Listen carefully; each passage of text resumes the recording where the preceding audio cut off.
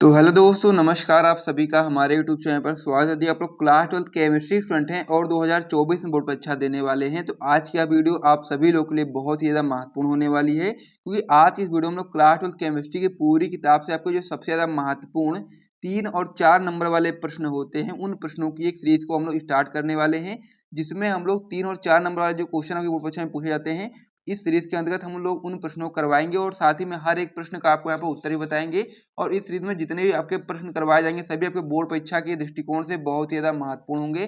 तो इसीलिए आप लोग इस सीरीज को अच्छे तरीके से फॉलो करिएगा। आज आपका पार्ट नंबर फर्स्ट है और पार्ट नंबर फर्स्ट से ही आप लोग इस सीरीज को फॉलो करिए। और यदि आपको वीडियो पसंद आए तो वीडियो को लाइक और चैनल को भी सब्सक्राइब कर दीजिए।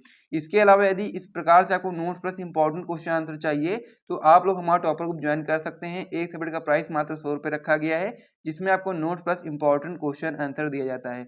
जिसको भी ज्वाइन करना होगा डिस्क्रिप्शन बॉक्स में आपको हमारा व्हाट्सएप नंबर मिल जाएगा, वहां से आप लोग जाकर के मैसेज करेंगे तो आपको वहां पर सारी जानकारी मिल जाएगी कि कैसे आप लोग टॉपर ग्रुप को ज्वाइन कर सकते हैं। तो चलिए अब हम लोग अपनी वीडियो की बात कर लेते हैं। तो इससे पहले हम लोग क्लास 12 की केमिस्ट्री में जो आपके 2 नंबर वाले महत्वपूर्ण प्रश्न होते हैं उनकी सीरीज को हम लोग पहले ही कर रहे थे, लेकिन अब हम लोगों ने क्लास 12 केमिस्ट्री की पूरी किताब से आपको ये सबसे ज़्यादा महत्वपूर्ण 3 और 4 नंबर वाले प्रश्न होते हैं, उन प्रश्नों की आज की सीरीज को स्टार्ट करने वाले हैं। आज आपका पार्ट नंबर फर्स्ट होने वाला है। तो पार्ट नंबर फर्स्ट से ही आप लोग सीरीज को अच्छे तरीके से फॉलो करो यदि आप लोग अपनी क्लास 12 की केमिस्ट्री में बहुत ही अच्छा स्कोर लाना चाहते हैं। तो इसमें हमारा जो आज का पहला प्रश्न दिया गया है कि राउल्ट का वाष्प दाब अवनमन नियम क्या है। यानी कि हम लोग को बताना है कि राउल्ट का जो वाष्प दाब अवनमन का जो नियम है वो क्या है, और साथ ही में आपको एक चीज और यहाँ बतानी है कि राउल्ट के नियम की सीमाएं लिखिए। तो ये हमको दो इसमें क्वेश्चन पूछे गए हैं। पहला पूछा गया कि राउल्ट का वाष्प दाब अवनमन नियम क्या है, और दूसरा आपसे इसमें पूछा गया कि राउल्ट के नियम की सीमाएं लिखिए। तो ये क्वेश्चन आपकी बोर्ड परीक्षा में दो नंबर में भी आ सकता है, 3 नंबर में भी आ सकता है, 4 नंबर भी आ सकता है। तो इसीलिए आपको इसको अच्छे तरीके से समझना पड़ेगा कि राउल्ट का वाष्प दाब अवनमन का जो नियम होता है वो क्या होता है, और साथ में राउल्ट के नियम की सीमाएं क्या होती हैं।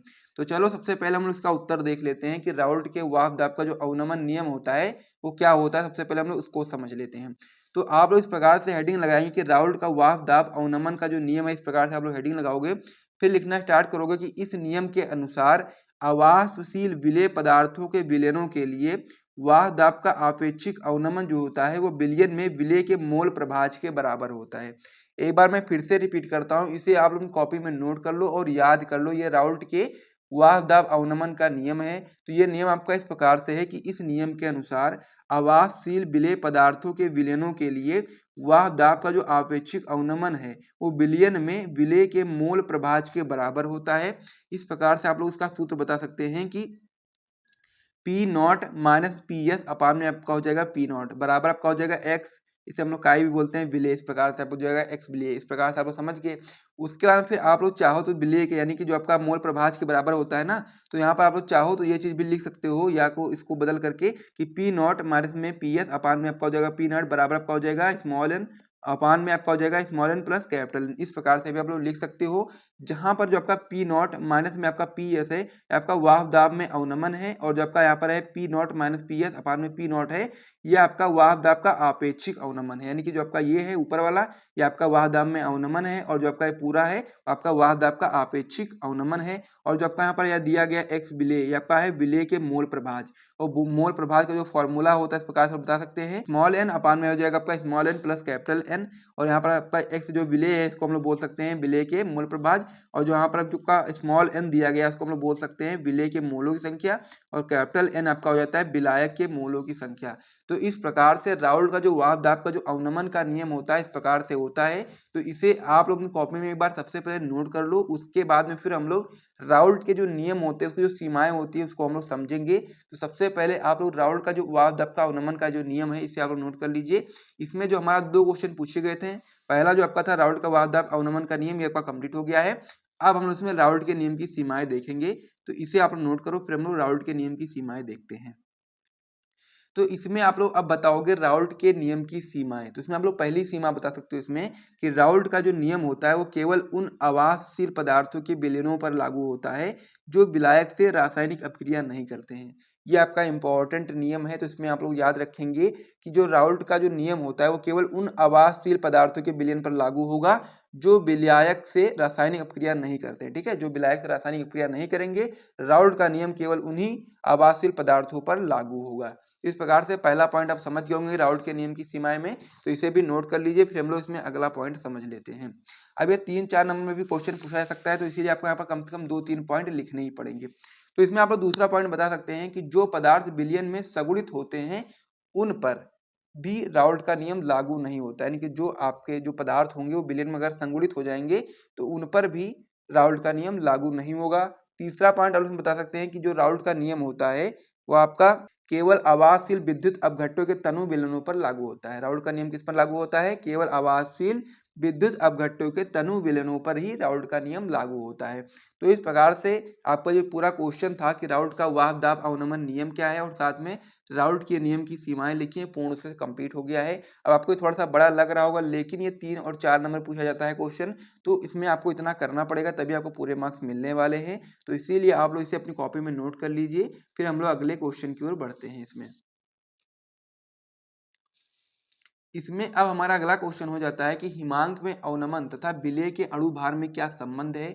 अब हम लोग को बताना है कि हिमांक में जो अवनमन होता है तथा विलेय के अणु भार में क्या संबंध होता है। अब हम लोग को उसको समझना है। उत्तर में आप लोग इसी प्रकार से हेडिंग लगा सकते हो कि हिमांक में अवनमन तथा विलेय के अणु भार में जो संबंध होता है, इस प्रकार से लोग बताएंगे कि हिमांक में जो अवनमन होता है डेल्टा टी एफ होता है। ठीक है, डेल्टा टी एफ को हम लोग क्या बोलते हैं? हिमांक में अवनमन बराबर आपका हो जाता है मोलल अवनमन स्थिरांक इंटू में आपका हो जाएगा मोललता। ठीक है, इस प्रकार से आपका हो जाएगा।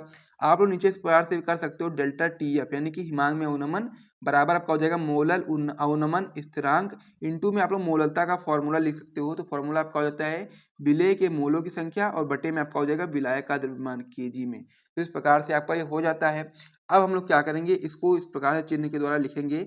पहले आपका हो जाएगा डेल्टा टी एफ, पहला आपका हो जाएगा डेल्टा टी एफ जो कि आपका होता है हिमांक में अवनमन। फिर आपका हो जाएगा के जो आपका मोलल अवनमन स्थिरांक, इसको हम लोग के एफ से प्रदर्शित करेंगे। इस प्रकार से आपका हो जाएगा। फिर इंटू में लगा करके क्या लिखेंगे हम लोग? मोललता का जो फॉर्मूला होता है इस प्रकार से लिख देंगे। ऊपर हो जाएगा आपका डब्ल्यू अपान में एम हो जाएगा, एम डैश हो जाएगा और बटे में आपका हो जाएगा फिर कैपिटल डब्ल्यू अपान में आपका हो जाएगा 1000। इस प्रकार से हो गया। ठीक, अब हम लोग क्या करेंगे, अब आपको यहाँ पर ध्यान देना है। अब हम लोग यहाँ पर क्या करेंगे कि जो आपका ये आपका दिया गया है इसको हम लोग ऊपर लेकर के जाएंगे। तो हो जाएगा आपका डेल्टा टी एफ बराबर आपका हो जाएगा 1000, क्योंकि आपका ऊपर चला जाएगा। फिर इंटू में आपका हो जाएगा के एफ, ये भी आपका ऊपर था, के एफ हो जाएगा। इंटू में आपका हो जाएगा ये आपका स्मॉल डब्ल्यू हो जाएगा। बटे में आपका नीचे क्या बचेगा? केवल कैपिटल डब्ल्यू बचेगा। और जो आपका यहाँ पर जो बटे में है आपका नीचे आएगा तो ये आपका हो जाएगा एम डैश। इस प्रकार से आपका हो गया। तो अब आपको यहाँ पर समझ लेना, ये आपका हो जाता है सूत्र जो कि आपका हो जाता है हिमांक में अवनमन यानी कि डेल्टा टी एफ बराबर आपका इस प्रकार से लिख सकते हो। और हम लोग को बताना था कि हिमांक में अवनमन तथा विलेय के अणु भार में संबंध बताना था। ठीक, तो इसको इस प्रकार से भी सूत्र लिख सकते हो। और अगर आप लोग यहाँ से अणु भार निकालना चाहो, क्या निकालना चाहो? विलेय का अणु भार, तो इस प्रकार से भी लिख सकते हो कि आपका जो एम डैश है इसको हम लोग इस साइड ले आएंगे और आपका जो डेल्टा टी एफ है आपका यहाँ पर आ जाएगा।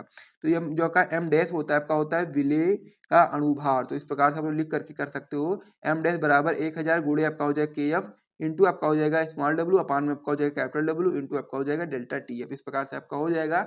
जहां पर आप लोग बता सकते हैं कि जो आपका एम डैश है, एम डैश आपका होता है विलेय का अणुभार, डब्ल्यू आपका जो होता है आपका विलेय का भार होता है। आपका जो डब्ल्यू यहाँ पर दिया गया है आपका विलेय का भार होता है।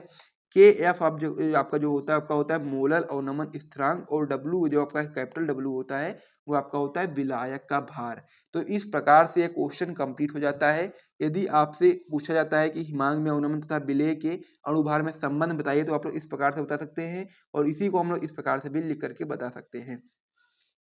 तो ये जो क्वेश्चन हम लोग से पूछा गया था कि हिमांक में अवनमन तथा विलेय के अणुभार में क्या संबंध होता है, ये क्वेश्चन आपका पूर्ण रूप से कंप्लीट हो गया है। इसे आप लोग कॉपी में नोट कर लो और अच्छे तरीके से समझ लो। ठीक है, ताकि जब भी आपके बोर्ड परीक्षा में क्वेश्चन आए तो आप लोग उसे आसानी से कर पाओ। एक दो बार आपको पढ़ना पड़ेगा, रीड करना पड़ेगा, समझना पड़ेगा और थोड़ा सा याद करने की कोशिश करनी पड़ेगी, तभी आपका क्वेश्चन पूरी तरह से याद होगा। और साथ ही में जिसको भी इसका पीडीएफ वगैरह चाहिए वो लोग टॉपर ग्रुप ज्वाइन कर सकते हैं। सब्जेक्ट का प्राइस 100 रुपये है। डिस्क्रिप्शन बॉक्स में आपको व्हाट्सएप नंबर हमारा मिल जाएगा।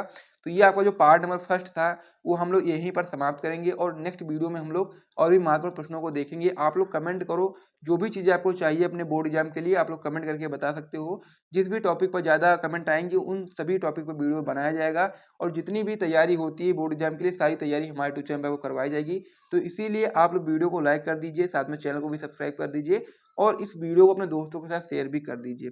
फिर हम लोग वीडियो को समाप्त करेंगे और फिर हम लोग मिलेंगे नेक्स्ट वीडियो में। तब तक के लिए जय हिंद।